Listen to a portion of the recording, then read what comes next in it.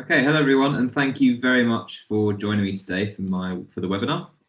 Today we're going to be looking at how to use Seneca with Microsoft Teams and Google Classroom, and how you can get the most out of those three platforms all working together. So whether you're a school that uses Google Classroom or Microsoft Teams, and basically think about how Seneca can work with those to make sure you get the most out of it.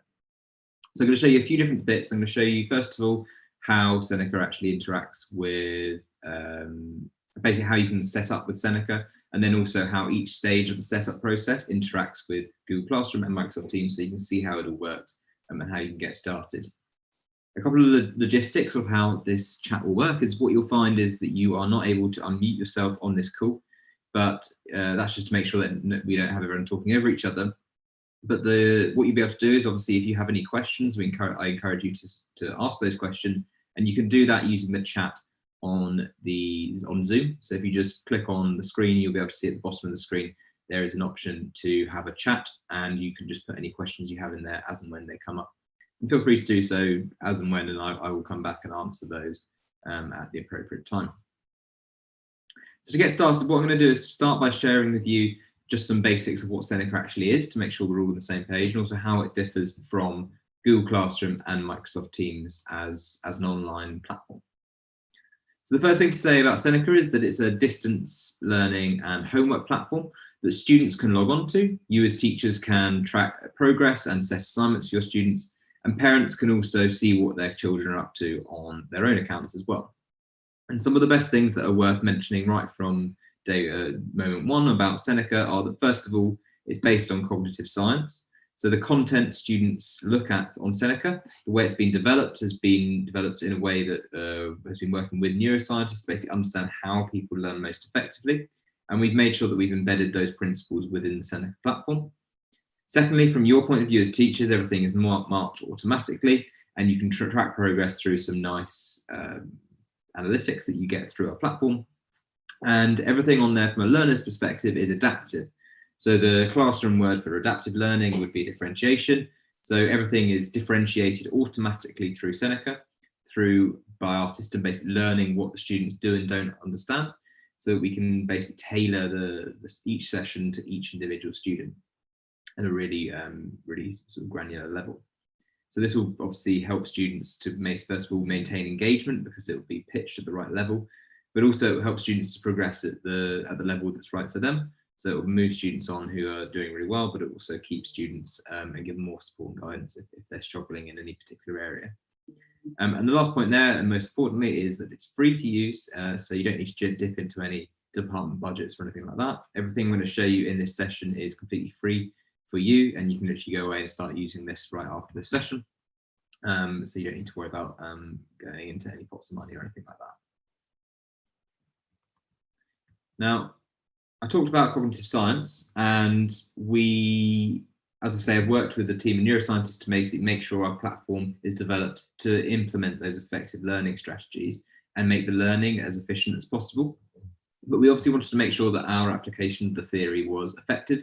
So we did a randomized controlled trial with just over 1,100 pupils. And when we compared Seneca and the use of Seneca to the use of more traditional independent learning tools like a revision guide as an example, what we saw was that with very similar pre-test results, that the students did over twice as well in the post-test when they used Seneca compared to revision guides. So we see that as an effective validation of the work we do and the program we provide for students to make them learn as effectively as possible. And that research was peer-reviewed and published. So if you'd like to read about it and learn more, you can either just do a quick Google search, for example, impact Seneca learning. It will come up with the research paper. Otherwise, feel free to ask me any questions if you have any, of course.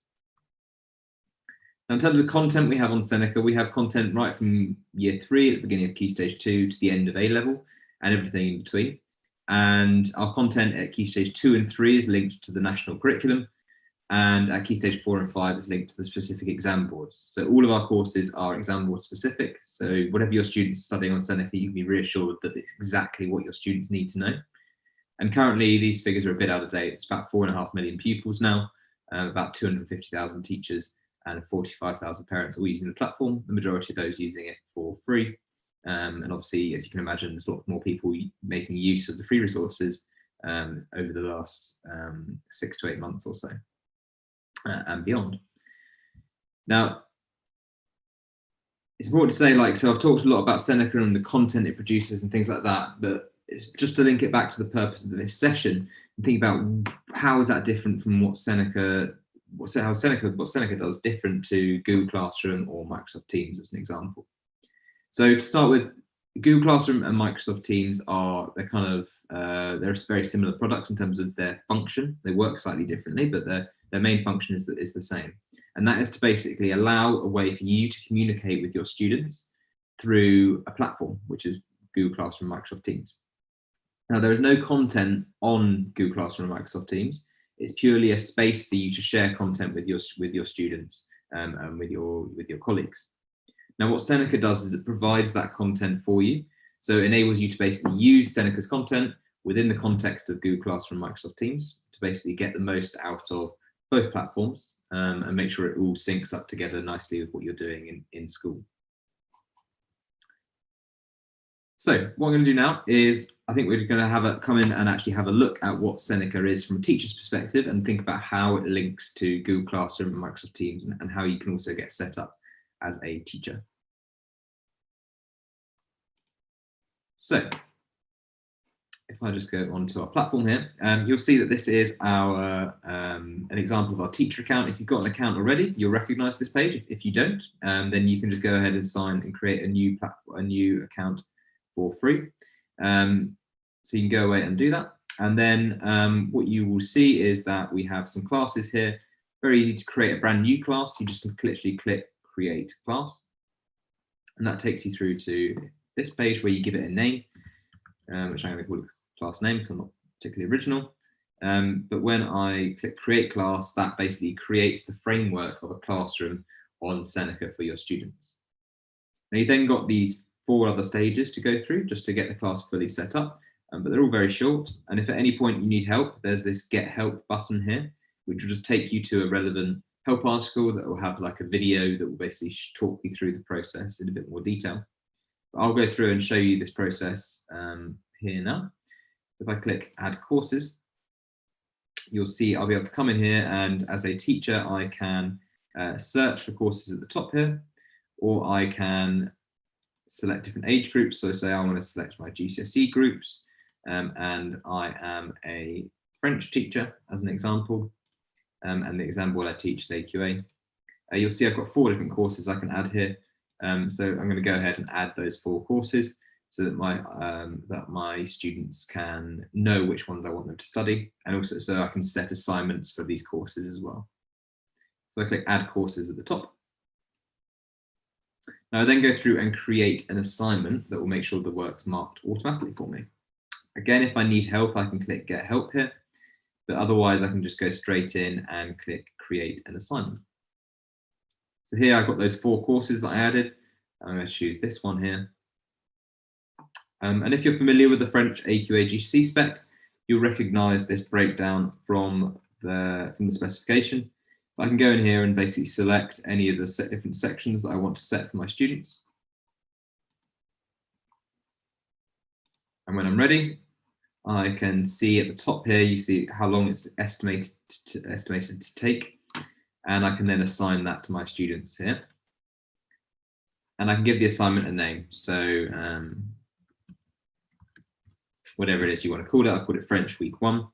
And then you can set a start and an end date here as well. That's really useful if you're thinking about planning forward into the future. You can you can basically update these so that they only appear to the students after the start date has passed. So you could maybe plan a whole half term's worth of assignments in one go.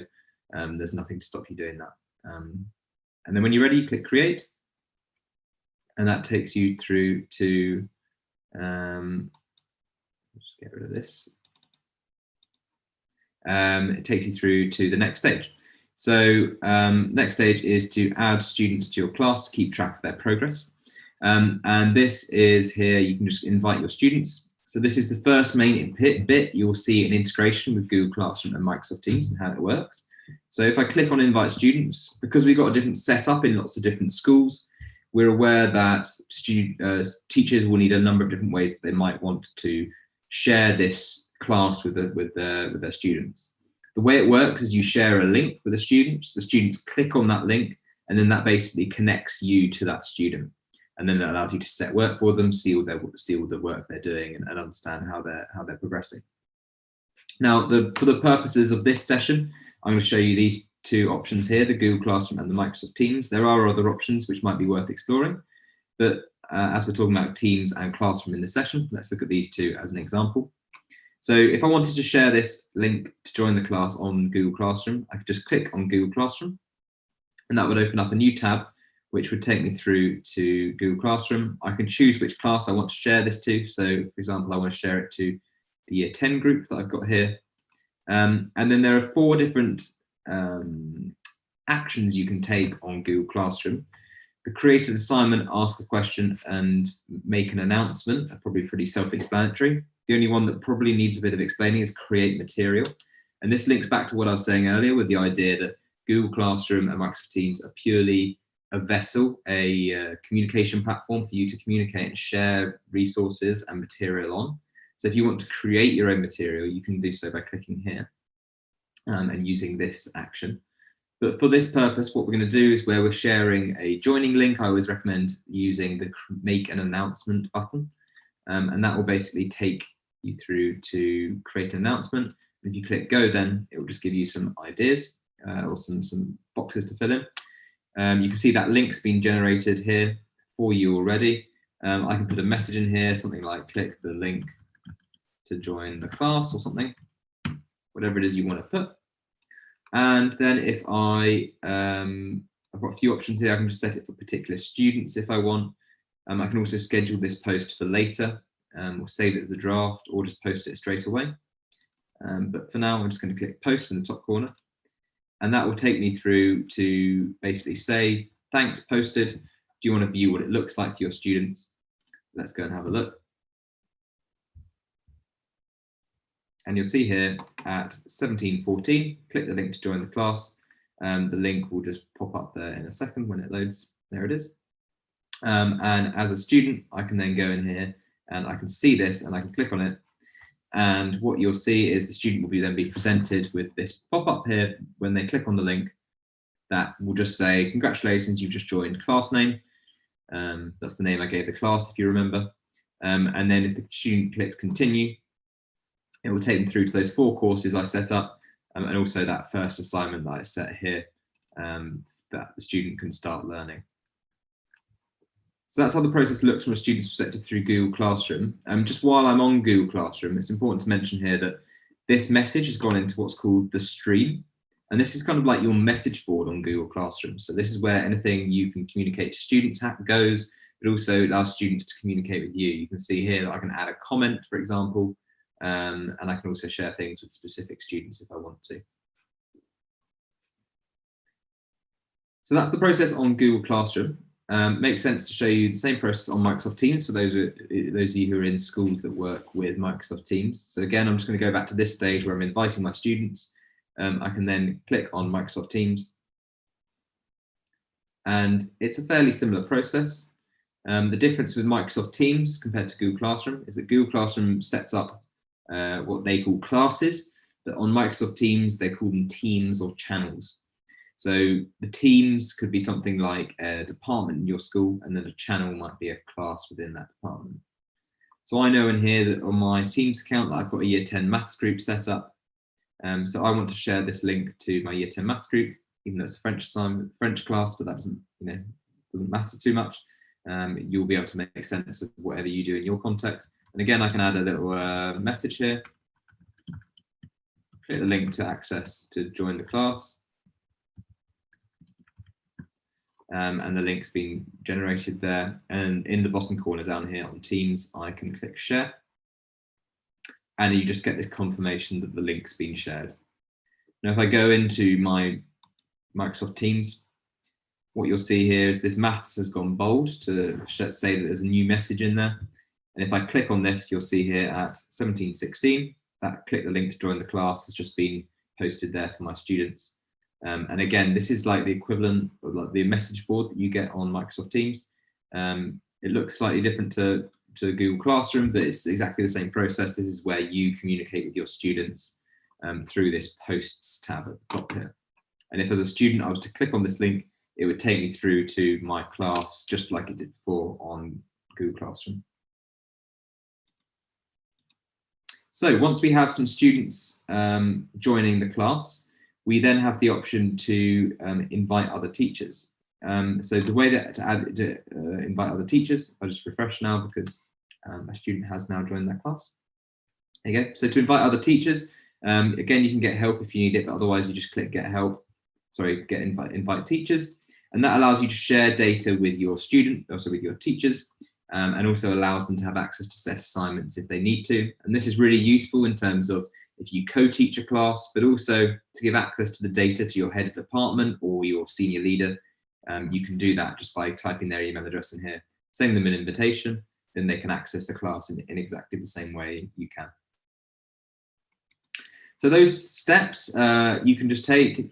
It will take, no longer than sort of a minute and a half when you're not listening to me explain it all to get that class set up. And once you have that class set up, there's a number of different things you can do around tracking progress and setting assignments and things. But what I'm going to do is I'm going to switch to a class that actually has some students in already. So you can see what that looks like. So I click on this year 11 group I've got here. What you'll see is we have 30 students in this class, and we have a number of different things we can do. So the first thing I'm going to show you to do is to add assignments to Seneca, and then talk about how that links in with your assignments on Google Classroom and Microsoft Teams.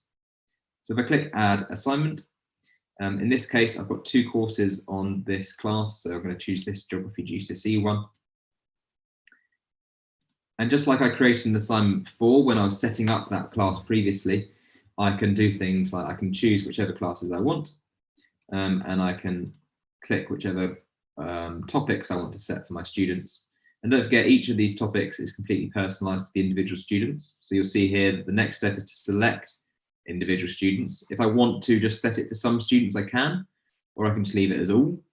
But don't forget, each of these students will have a completely individualized learning path through those 4 topics. So you don't need to worry too much about differentiation because it will happen automatically. Now, when I click next here, again, I can give that assignment a name, just like before, and a start and an end date.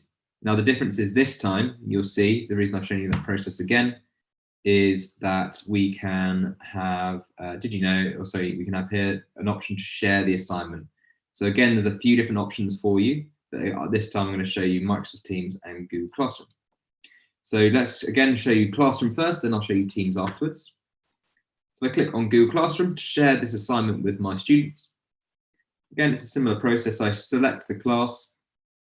I then select the action. This time I'm going to create an assignment in Google Classroom. And I can give the assignment a title. This is an assignment, and something like click the link to access the assignment. And you can see the links here has been automatically generated. There's a number of different things you can do over this side when it's an assignment rather than an announcement like we did before. So if you're using the Google Markbook, then you can assign a number of points to this, or you can just leave it as unmarked. And also you can set a due date for your students to match up with the due date on Seneca. And then you can also choose to set a topic for it. So you can see here I've got a few different topics. I'm going to leave this blank for the moment because that will help me explain what the topic tool is like and how it works in a second. So I select no topics for a moment. And when I'm ready, I click assign for my students. And again, it will give me that option to view that post to make sure I'm happy with it. And I can just go in here and click view. So here you can see here this assignment that I've just posted pops up here. Again, it's in the stream, the message board, remember, of your Google Classroom, and you can then use that to basically students can click on it and access the assignment. But the difference with an assignment is it will also go into this classwork tab at the top here.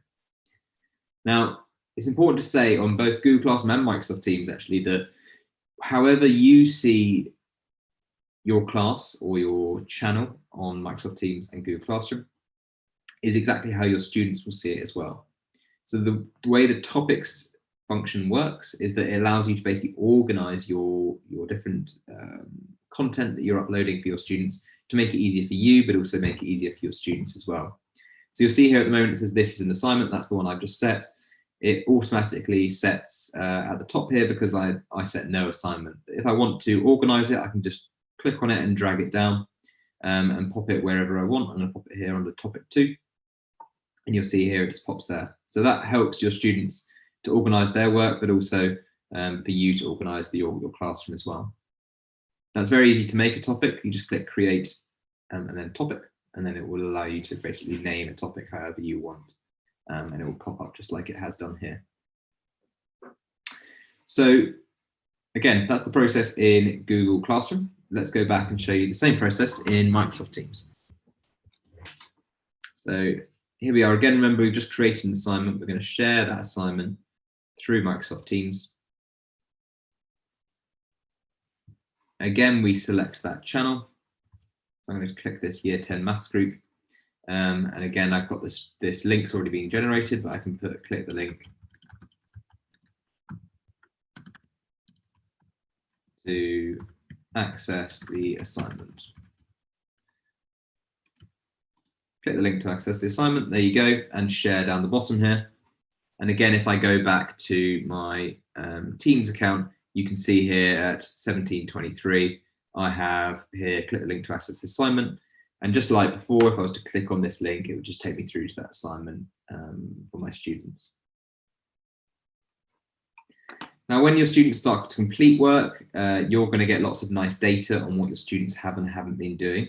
So let me show you what that looks like. If I just go to one of these past assignments, where you can see what students have been doing. So this is an assignment that's already completed and already finished. At the top here, you can see who's completed it on time, who completed it late, and who didn't complete it. And then we have a number of different bits we can see, different bits of information we can see. Firstly, you can see how well students have done on average, so you can get an understanding of that. But then if I scroll down, you can see it individualized by each student. You can see their status, which is whether it was on time, late, or not complete. So the cross being incomplete, the time of being late, and the tick would be completed on time. And you can see for each student how well they've done across the different topics that you've set. And it's nicely red, amber, green, so you can understand exactly what your students have and haven't understood. You can also do things like sort by any of the columns. So if I want to see particularly how well students have done on understanding new words, I can click and I can see who's done really well and also who's done not so well. And then I can think about how I can basically use this information to put some intervention in place. And this is the same for if you're a Teams user or a Google Classroom user. Now at the moment I've got best score selected up here, but there's another number of different options you can use as well. So I can use the most recent attempt, for example. Like I click on that, you'll see all the data will change accordingly.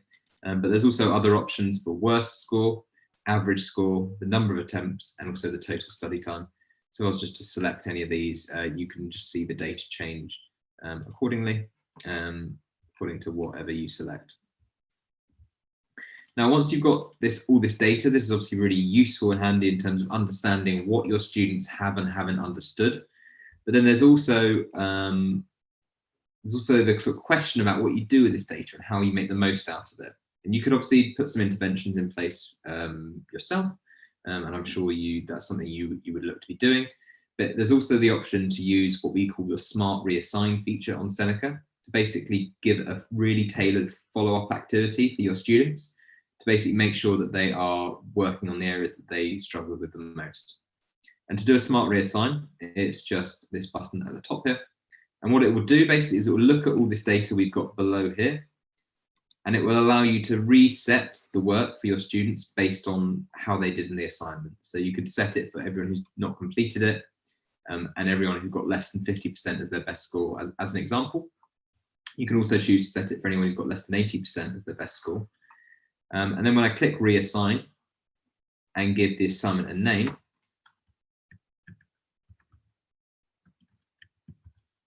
and a start and an end date, again, you can mix this up to choose whatever you want. Click Reassign. you can then follow this this setup process. Again, you can share it by Google Classroom or Microsoft Teams if you want. But I'm just going to get rid of this for now. But what you'll see is it's basically gone through each individual student and just worked out which topics they have either not completed or got less than 50% as their best score. And it's reset that work for those students. So it gives a really tailored follow-up assignment for your students. And when students revisit this work, the work will be, again, it will remember what your students did last time. So it would give the tailored approach, it would give a more differentiated approach when they come to revisit that work.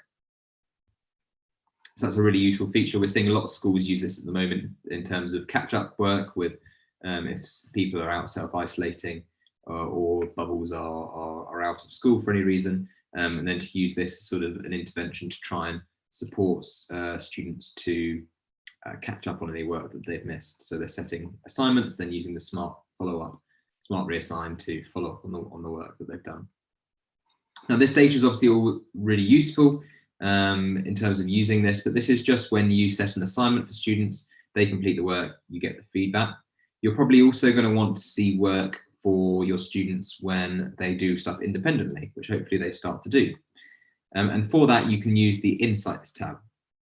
Now, what the Insights tab does is basically allows you to select one of the courses that's on your class, and the metric you want to see, and then the date range. So at the moment, we've got last 30 days selected. I can choose last 24 hours, last 7 days, last year, or all time. Or I could even set a custom date range as well. So say I could select, I want to see data from the 1st of September to today.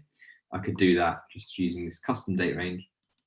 And then I can basically select the sections that I want to see data for. So here I can select, I want to see all of these and all of these. And when I'm happy with my selection, I can just click select sections. And again, you can see all that data nicely red, amber, green. And this is any work your student has completed in the last 30 days in this example. If I go to last year, it will just change the data accordingly. And it will allow you to see all that information based on what your students have been up to. Now, the other thing that's really useful about Seneca is, this was true on assignments, but I didn't mention it, and Insights and also students, where we'll go next. But we'll be able to basically download any data we have on Seneca to CSV, and that will basically produce a spreadsheet, which will allow you to then manipulate this data if you want to use it further for any reason. So you just click on that link, wherever there is data on Seneca, we'll just download whatever is on the screen at the time for you, and then you can use it however you'd like.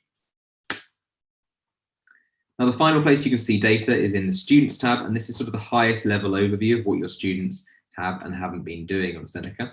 So it gives you sort of headline figures like learning time, the average score, the number of sessions completed, and the number of correct answers for all of the work they've been doing on particular courses and the date range that you've selected. So again, that's a lot of teachers use this as a way to incentivize students to learn on Seneca and use it to sort of link to their rewards systems. So that is that in terms of Seneca and how it works and how it integrates with Google Classroom and Microsoft Teams. There's a couple of other bits that are worth mentioning to do with Microsoft Teams particularly. Now, this is something that's not currently a feature on Google Classroom, unfortunately, but I think it's something really useful on Microsoft Teams, is that you're able to basically, as standard, you get these posts, files, and wiki on every channel that you have, but you can also add your own custom tabs. So you'll see here that I've got Seneca added here, and that gives me a direct link into my Seneca account. So I can see these classes, like this is the class I created earlier, if you remember. And you can do this for your channels as well. Now, the way it works is you just click this plus button. It's very straightforward. And in here, you've got a whole host of different third-party apps that you can use. So everything from your Microsoft products like your Words, PowerPoints, Excel, and things like that, to a lot of other third-party options as well, which you may have a look through, may be useful to you. But the one we want to use to get Seneca set up is this website link. So if you click on website, and what you're able to do is basically create a tab name and a URL, and you can link to anywhere on the internet with this. So we're just going to link into Seneca as an example. So if I put app.senecalearn.com, it says a little reminder here to make sure you remember to put the HTTPS bit in, so the full URL for your web page. You can choose to post about it in the channel or not, as the case may be. And as simple as that, you click save. That opens up a brand new tab, and that will stay there for you and your students. You may find you're not able to do this just because of the permissions your IT team have given you, but if you'd like to add this, you can just ask your IT team if you don't have the permissions already. So then I can use that in here, and students will then be able to log into their own accounts here as well, which is also very handy. So that's it in terms of Google Classroom, Microsoft Teams, and Seneca and how they all work together. There's one other thing that I think is really worth mentioning from a Seneca point of view, which doesn't directly impact teachers, but I think it's really useful for you to, as teachers, to know about and to be aware of, and that's our parent platform. Now, our parent platform is completely free for parents to sign up and use, and the reason we've worked really hard on developing this is that there is such a strong link between parental engagement in a child's education and that child's outcomes. So we really want to try and make the most of the research that sort of proves that that link is so strong, and provide a way for parents to have access to the information that they wouldn't necessarily have otherwise if they didn't have a parent account with Seneca. And what you can see here is parents are able to see different bits of information on the different courses that their child has been studying, and how long they've been studying, what their average scores they're getting, the number of sessions they're completing, and the number of correct answers they've got. And that's really powerful then because it enables parents at home to have conversations with their children about learning and make it much clearer about what's going on in school. But it also allows them just to feel more part and more helpful for the learning process, and sort of try to make you more equal partners in terms of teacher and parent to support the child that is learning on Seneca. So as I say, these are completely free to sign up for. But yeah, something that we're seeing a lot of schools pushing at the moment are these parent accounts, and yeah, we'd encourage you to do so. And as I say, there's no cost or anything like that, so it's just there available, ready to use if you think you'd find it useful. So that is that in terms of what I wanted to show you in Seneca, in Google Classroom and Microsoft Teams, and also on the parent platform.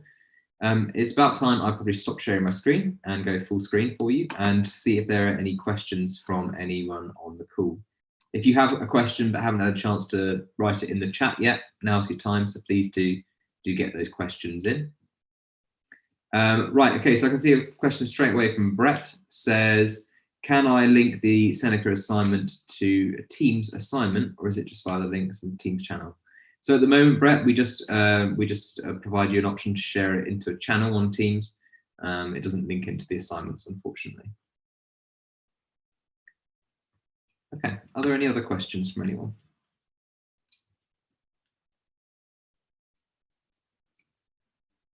Okay, it doesn't look like it, which is great. So hopefully that means I've explained myself very well and you've sort of understood everything I've said.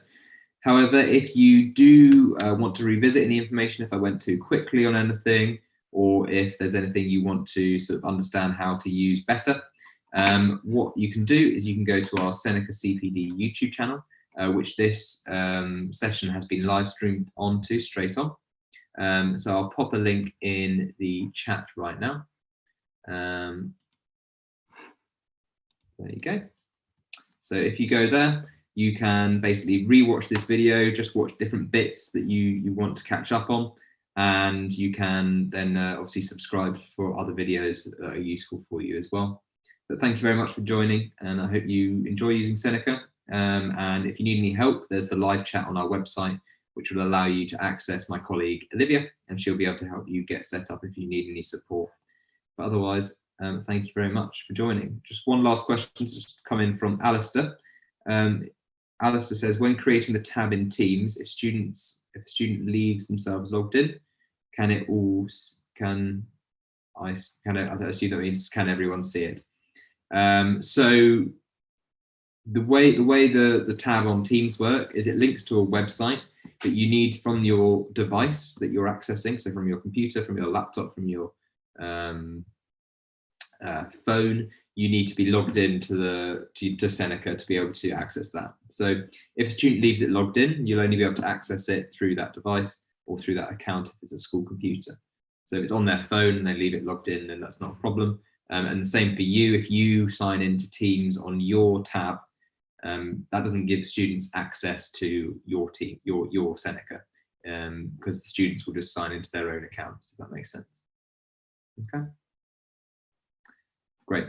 Well, thank you very much for joining, as I was saying. And yeah, if you have any other questions or need some help getting set up, just get in touch with my colleague Olivia through the live chat on our website. Otherwise, thanks very much for joining, and I hope you have a good evening.